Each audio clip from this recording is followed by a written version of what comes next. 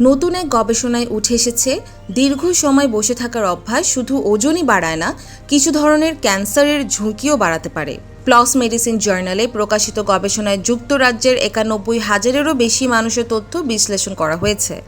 অংশগ্রহণকারীদের প্রায় ১২ বছর ধরে পর্যবেক্ষণ করেন গবেষকরা। ফলাফল বলছে, যারা প্রতিদিন দীর্ঘ সময় বসে থাকেন তাদের মধ্যে ক্যান্সারে আক্রান্ত হওয়া এবং ক্যান্সারের মৃত্যুর ঝুঁকি তুলনামূলক বেশি দেখা গেছে।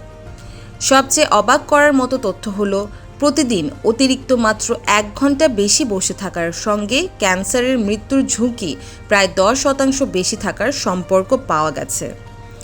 গবেষকদের মতে এই অভ্যাসের সঙ্গে কোলোরেক্টাল, স্তন, লিভার, কিডনি, অগ্ন্যাশয়, ডিম্বাশয়, খাদ্যনালী এবং থাইরয়েড ক্যান্সারের ঝুঁকির সম্পর্ক থাকতে পারে। তবে এখানেই শেষ নয়।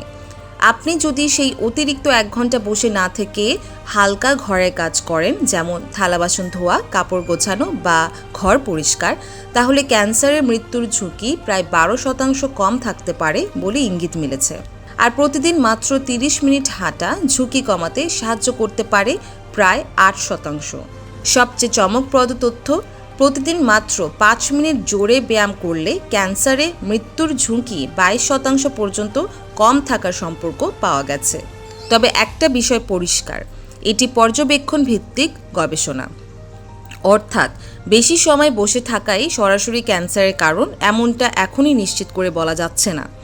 এই সম্পর্ক নিশ্চিত করতে আরও গবেষণা দরকার।